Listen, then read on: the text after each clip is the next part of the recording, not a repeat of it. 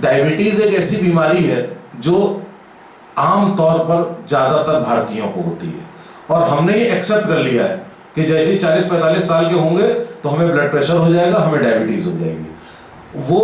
वो एक status symbol बन गया है कि ये गोली डॉक्टर साहब ये ब्लड प्रेशर की चल रही है, ये गोली डायबिटीज की चल रही है, ये गोली इसकी चल रही है। ये एक माइंडसेट बन गया। कोई भी आदमी आता है, फाइल लेके आता है और उसमें ये चीज आपको तुरंत बता देगा, कहीं भी किसी भी घर में जाइए। यानी कि कहीं ना कहीं वो एक्सेप्ट कर लेता है कि जैसे ही हमारी उम्र बढ़ी तो हमें डायबिटीज होनी है। इसका कारण ये होता है कि हमारे हिंदुस्तान में आज की तारीख में पूरे विश्व में, पूरी दुनिया में सबसे ज्यादा डायबिटिक्स हैं। उसका एक कारण ये भी है कि हमारा मिडिल क्लास जैसे ही अर्बनाइज्ड होता है, जैसे ही वो शहरी होता है, वैसे ही उसकी मेन प्रायोरिटी भोजन हो जाती है और व्यायाम ना करने की, आराम करने की प्रायोरिटी हो जाती है। तो इसलिए आप जो भी अर्बन एरिया में देखेंगे लोगों को, वो मोटे भी नहीं है, दुबले पतले हैं तो भी डायबिटिक होते हैं। और बड़े ताज्जुब की बात है कि आप यहाँ पे लखनऊ में आप ये बात चर्चा हो रही है तो हर आदमी आपको डायबिटिक मिल जाएगा, सब गोली खा रहे होंगे। यहाँ से आप मात्र 6-7 किलोमीटर दूर जाइए एक गांव में, वहां जाइए, वहां पे आपको एक डायबिटिक नहीं मिलेगा। ग्रामीण इलाके से जितने मरीज आते हैं, जितने लोग आते हैं, किसी को डायबिटीज होती ही नहीं है, शुगर होती ही नहीं है, ब्लड प्रेशर होता ही नहीं है। आप ब्लड प्रेशर नापो 120-80, शुगर नापो 100-80-90, होगी ही नहीं। आखिरकार क्या ये 6 किलोमीटर में ये क्या हो गया कि उस वहां पे किसी को होनी नहीं है, यहां पे सबको होनी है? तो ऐसा कुछ नहीं है, ये डायबिटीज बीमारी नहीं होती है। तो इसका फंडामेंटल समझना बहुत जरूरी है कि हमारी लाइफस्टाइल में जो चेंजेस आते हैं वो हमें ये बीमारी दे देते हैं।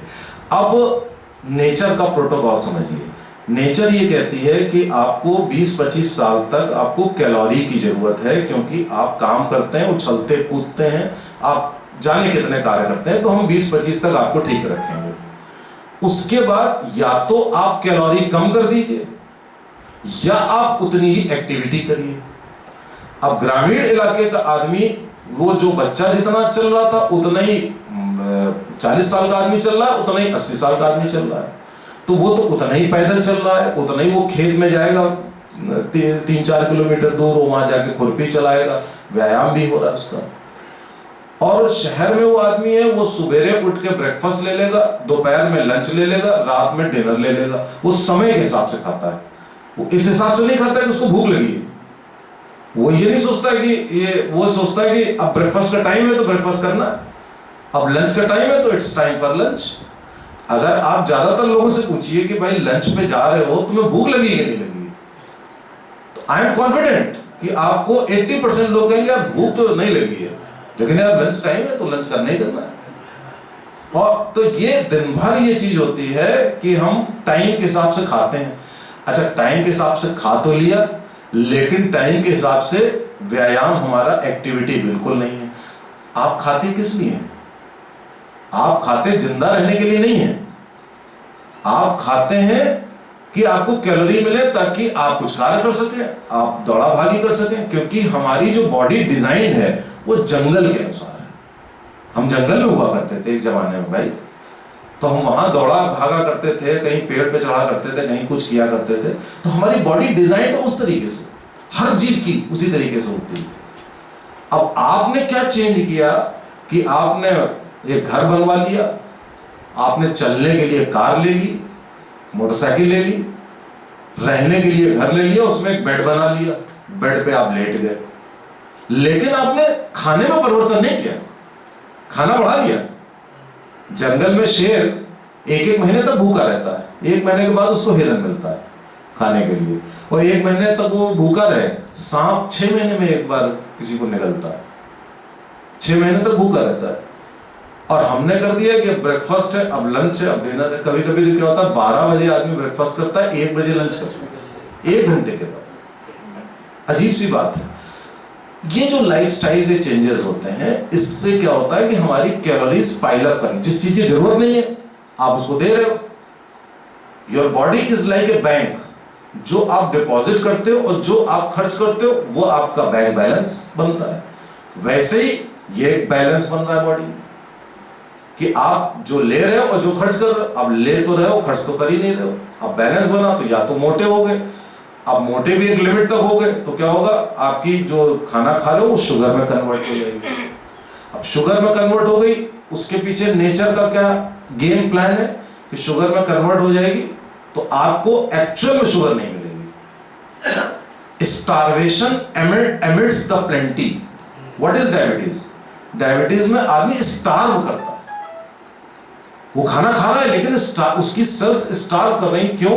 क्योंकि उसकी सारी जो खाना था वो शुगर में कन्वर्ट होकर ब्लड में आ गया और ऑर्गन्स को शुगर नहीं मिली, इसीलिए डायबिटीज में भूख बढ़ जाती है, व्यक्ति और खाता है इन सर्च ऑफ फूड, लेकिन हो रहा है एक्चुअली में स्टारवेशन।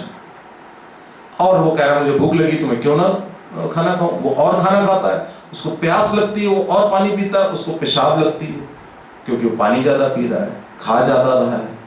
तीन ही लक्षण होते हैं डायबिटीज के। तो इन तीन लक्षणों के होते हुए ये साइकिल बन जाती है जब तक कि कॉम्प्लिकेशन कोई हो करके हार्ट अटैक या किडनी खराब होकर आदमी की मृत्यु ना हो जाए। डायबिटीज एक साइलेंट किलर बीमारी होती है। अब इसके मैनेजमेंट में बड़ा सिंपल है।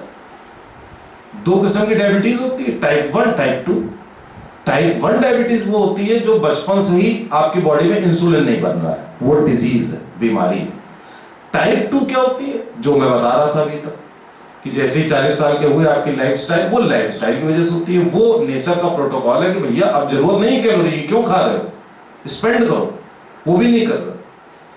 जैसे कि 40-50 साल के बाद आपकी यौन इच्छा में कमी आती है क्योंकि आपका टेस्टोस्टेरोन कम हो जाता है, मेल हार्मोन कम हो जाता है, क्योंकि तब वो प्रकृति कहती है अब जरूरत नहीं है तो तुम यौन क्रिया क्यों करोगे, तो टेस्टोस्टेरोन का लेवल कम हो जाता है। जैसे टेस्टोस्टेरोन का लेवल कम होता है वैसे इंसुलिन का लेवल भी कम होता है। ये एक नेचुरल प्रोसेस है, ये बीमारी नहीं है। तो जब ये बीमारी नहीं है तो आप गोली खा करके, टाइप 2 डायबिटीज में गोली खा के इसको क्यों मैनेज कर रहे हैं। अब देखिए मैं डॉक्टर हो गए बात बता रहा हूं आपको कि टाइप 2 डायबिटीज का इलाज 90% गोली खाना नहीं। आप केवल ये काम करिए कि वो नेचर करिए कि आप कैलोरी मत लीजिए। कैलोरी किससे मिलती है, कार्बोहाइड्रेट से। कार्बोहाइड्रेट किससे मिलता है, रोटी से, चावल से, शक्कर से। तो शक्कर तो बंद कर देते हैं कि डायबिटीज शुगर की बीमारी है तो शुगर याद रहती है, तो वो सब जने कहते हैं आप शुगर नहीं लेते। बात वहां नहीं बनती है, सिर्फ शुगर ना लेने से बात नहीं बनती है। जो खाने अंदर जाके शुगर में कन्वर्ट हो रहे हैं उन खानों पे रोक लगानी है। जैसे कि आपको रोटी पे रोक लगानी है। गेहूं बहुत बड़ा कल्प्रिट होता है, जितना गेहूं जाएगा उतना ही वो शुगर में कन्वर्ट होगा। अब गेहूं से ही सारी चीज बननी है, समोसा भी बनना है, बिस्कुट भी बन रहे हैं और वो हलवा भी बन रहा है। हर चीज आपकी, जो भी चीज आप खाते हैं, स्नैक्स हुए, रोटी हुई, सब चीज आपकी गेहूं यानी कि आटा से बनती है। तो गेहूं आटे की बनी चीज यदि खाते हैं तो शुगर कभी कंट्रोल नहीं होगी, चाहे आप जितनी गोली खा लें। नेक्स्ट कल्प्रिट कार्बोहाइड्रेट में चावल आ जाता है। शुगर तो है ही। शुगर क्यों है, क्योंकि शुगर जो आप खाते हैं वो इमीडिएटली एब्जॉर्ब होकर आपके ब्लड में मिल जाती है, तो वो तो इमीडिएट इंपैक्ट डालेगी। और जिन लोगों की डायबिटीज कंट्रोल नहीं होती है, यानी कि वो रोटी या गेहूं की चीजें खा रहे हैं, 2-4 बिस्कुट खा लिए, कहीं गए आधा समोसा खा लिया, फिर गए 2 रोटी 3 रोटी खा ली, फिर थोड़ा चावल खा लिया, फिर कहीं गए फिर थोड़ा सा कुछ खा लिया, तो ये इस तरीके से आप वो कैलोरीज देते जाते हैं। अब करना क्या है इसमें, करना ये चाहिए कि आप कार्बोहाइड्रेट का इंटेक जितना कट डाउन कर दें, इतना मिनिमम कर दें कि आप 1 रोटी सुबह 1 रोटी शाम, पतली से ज्यादा कुछ ना लें गेहूं में, ना बिस्किट, कोई भी चीज जो आटे से बनी हो। खाने के पहले देख लें कि इसमें ये चीज में गेहूं तो नहीं है, आटा तो नहीं है, चावल तो नहीं है। अगर आप वो कार्बोहाइड्रेट को एलिमिनेट कर दें और अपनी बॉडी को ट्यून ऐसा कर दें कि वो प्रोटीन से एनर्जी लेने लगे।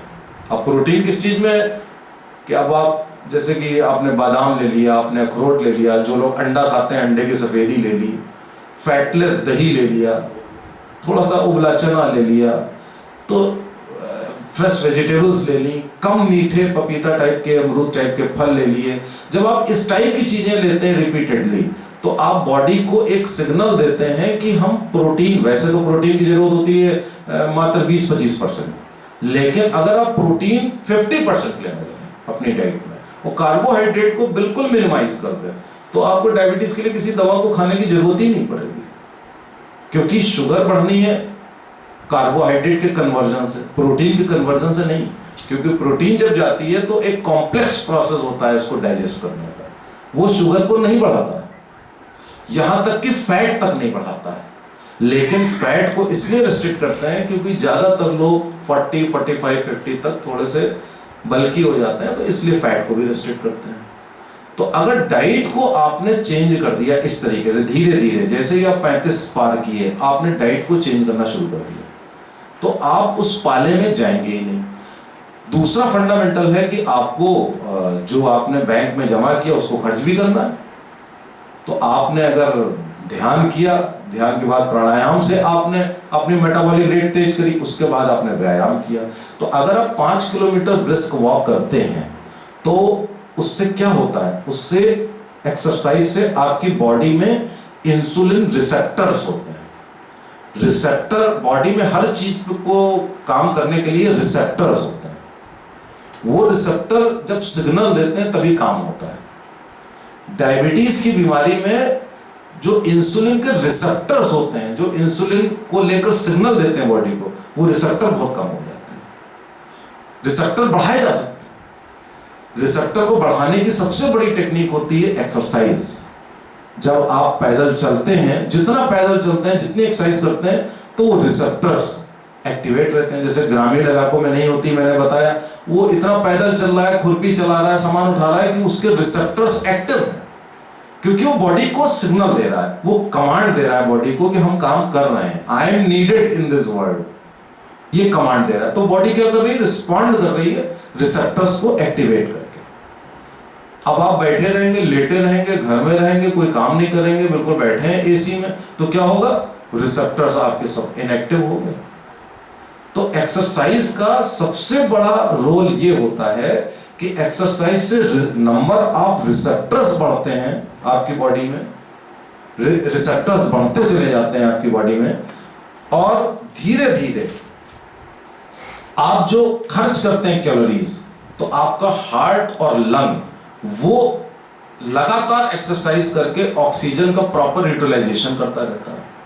तो आपने देखा होगा जो भी लोग व्यायाम करते हैं, ग्रामीण इलाकों के हैं, प्लेयर्स हैं, खिलाड़ी लोग हैं, सब है, उनको जनरली डायबिटीज, टाइप 2 डायबिटीज नहीं हो सकती। कैसे होगी, सवाल ही नहीं उठता होने का। तो टाइप 2 डायबिटीज में कभी भी आप मेडिसिन पर मत आए। अगर आपके अंदर इतनी इच्छा शक्ति है कि आप ये काम जो मैं बता रहा हूं ये कर सकते हैं, अगर आप गेहूं चावल का ड्रास्टिक रिडक्शन करके, प्रोटीन को बढ़ा करके और ब्रिस्क वॉक 5 किलोमीटर करके अगर ऐसा लाइफस्टाइल कर सकते हैं, और खाने के पहले ये सोच करके कि क्या खा रहे हैं और क्यों खा रहे हैं, क्या जरूरी है क्या खाना, और जो खा रहे हैं वो है क्या, ये नहीं कि जो चीज है वो खा ली। तो अगर आप ये एटीट्यूड में चेंज कर लेते हैं तो आपको डायबिटीज के लिए गोली खाने की जरूरत नहीं है। इन गोलियों से बड़े नुकसान होते हैं। आपको मालूम होगा डायबिटीज में एक मेटफॉर्मिन दवा होती है, ठीक है ना। मेटफॉर्मिन का काम आप जानते हैं क्या होता है? मेटफॉर्मिन जब बॉडी में जाती है, इंटेस्टीन में वो जो आप खाना खाते हैं उसका आधा खाना एब्जॉर्ब नहीं होने देती, यानी कि जैसे खाया वैसे निकल गया। अब उसी व्यक्ति को जब हम कहते हैं कि तुम जो खाते हो रोटियां आधी कर दो, तो नहीं करता है, वो कहता है क्या करें, भूख लगती है। और जब उसको मेटफॉर्मिन की दवा दे देते हैं, यही काम मेटफॉर्मिन कर देती है कि उसने अगर 3 रोटी खाई तो 1.5 रोटी तो ऑब्जॉर्व करवाता है, 1.5 रोटी निकाल देता है नीचे से। अब ये बात उसको बताएं तो उसको समझ में नहीं आती, वो सोचता है ये कोई दवा है, दवा है, लेकिन अब वो गई तो उसने 1.5 रोटी एब्जॉर्ब नहीं करी, यानी कि आपने नहीं खाई। एक तरीके से जो आइडिया था, जो मना कर रहे थे डॉक्टर कि मत खाइए, जो 3 रोटी 1.5 खाइए, वही काम उस गोली ने कर दिया मेटफॉर्मिन ने। अब ये बात उसको समझ में तो आई नहीं। अब वो मेटफॉर्मिन सुबह शाम खा रहा है, खाना नहीं कम कर रहा है, मेटफॉर्मिन खा करके 50% खाना को एब्जॉर्ब नहीं करवा रहा है। सोच रहा है कि मैंने दवा खा ली, उससे मेरी शुगर नॉर्मल हो गई। ऐसा नहीं होता है। और मेटफॉर्मिन ऐसी दवा होती है जिसको कि खाने से इतने कॉम्प्लिकेशंस होते हैं कि समय रहते पता चला कि जो यंग डायबिटिक्स हैं उनमें इम्पोर्टेंस, यौन शक्ति खत्म हो जाती है, थायराइड की प्रॉब्लम्स आ जाती हैं, जाने कितनी साइड इफेक्ट्स होते हैं। अब शुगर तो आपने सोचा कि 200 300 400 है, इससे 100 150 आ जाए, वो आपको दिख रही है जांच में, आप बड़े खुश हो रहे हैं, लेकिन आपको ये नहीं लग रहा है कि कितने दूसरे कॉम्प्लिकेशंस, कितने दूसरे ऑर्गन्स डैमेज हो रहे हैं। जितना डायबिटीज डैमेज करती है उसका 25% ये दवाएं भी डैमेज करती हैं। तो इसलिए टाइप 2 डायबिटीज का यथासंभव गोली खाकर इलाज नहीं करना चाहिए, लाइफस्टाइल चेंज करके उसको ठीक करना चाहिए। जो मैंने बैंकिंग प्रिंसिपल बताया उस प्रिंसिपल पे अगर डायबिटीज का इलाज करना है भी, ये अंत में बता दूं, तो डायबिटीज का असली इलाज क्या होना चाहिए? किसकी कमी से डायबिटीज होती है? इंसुलिन की कमी से। इलाज क्या होना चाहिए? नहीं, इंसुलिन की कमी से होता है, कम हो जाता है। क्या होना चाहिए इलाज? इंसुलिन देना। तो जो चीज की कमी हो गई उसको पूरा कर दो। जैसे कि जिन लोगों को यौन इच्छा की कमी हो जाती है और 50 55 60 के हो गए हैं, उनको वो आके कहते हैं यौन इच्छा कमी हो गई है, हम टेस्टोस्टेरोन मेल हार्मोन दे देते हैं। जैसे ही मेल हार्मोन देते हैं तो उसका 10 दिन के लिए उसका मेल हार्मोन हो जाता है 20 साल 25 साल के लड़के की तरह, उसकी लिबिडो, उसकी यौन इच्छा वापस आ जाती है। ऐसे ही डायबिटीज में इंसुलिन कम हो गया, उसका सही इलाज क्या होना चाहिए? इंसुलिन दे दो, नेचुरल सब्सटेंस, कोई कॉम्प्लिकेशन नहीं होगा, 1% कॉम्प्लिकेशन नहीं होगा, 0.1% कॉम्प्लिकेशन नहीं होगा। लेकिन होता क्या है सोसाइटी में? उल्टा। वो आएगा कहेगा इंसुलिन लेंगे तो आदत पड़ जाएगी, तो उससे कहो जो गोली खा रहे हो उसकी भी तो आदत पड़ी हुई है, उसको नहीं समझ रहा आदत पड़ना।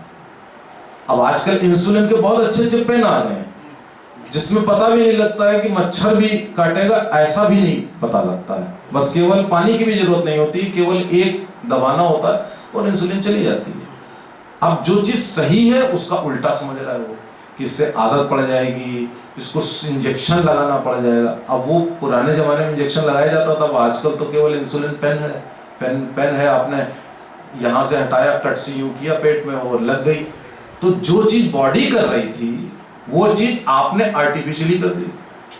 भाई यही तो होता था, आप खाना खाते थे, आपका पैंक्रियाज इंसुलिन तुरंत रिलीज कर देता था, यही काम आपने कर दिया पैंक्रियाज का। बजाय पैंक्रियाज में बना नहीं पा रहा था, आपने आर्टिफिशियली उसको रिलीज कर दिया इंसुलिन को। लेकिन अब ये बात बताओ, तो ये बात में कन्विंस करना इतना मुश्किल है कि जो भी व्यक्ति आएगा अगर आपने उसको ये बात बताई तो वो 50 किस्म के प्रश्न करेगा, कहेगा कि ये आदत पड़ जाएगी, ये होगा वो होगा, और वो उसके लिए बहुत ही फायदे की चीज है।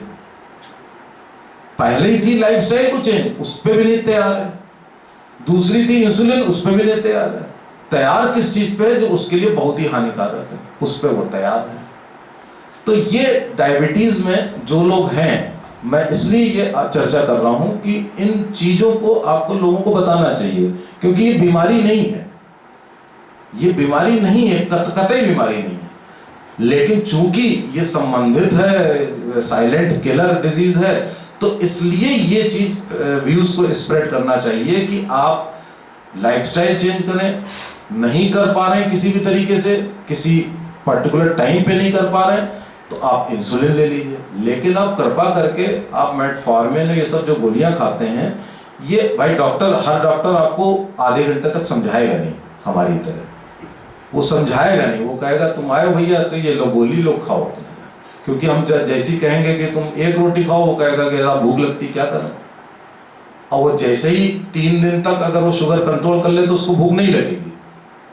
भूख लगती है शुगर ज्यादा होने के कारण, स्टार्वेशन के कारण। लेकिन उस बात को जब तक वो 3 दिन वो रुक नहीं सकता, तो वो उसको ऐसा करता है।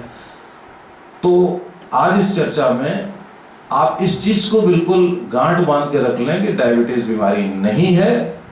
आप लाइफस्टाइल को चेंज करिए, अपनी बॉडी को बैंक समझिए, और यदि सारे पन हार जाएं तो इंसुलिन का प्रयोग करिए। Thank you very much.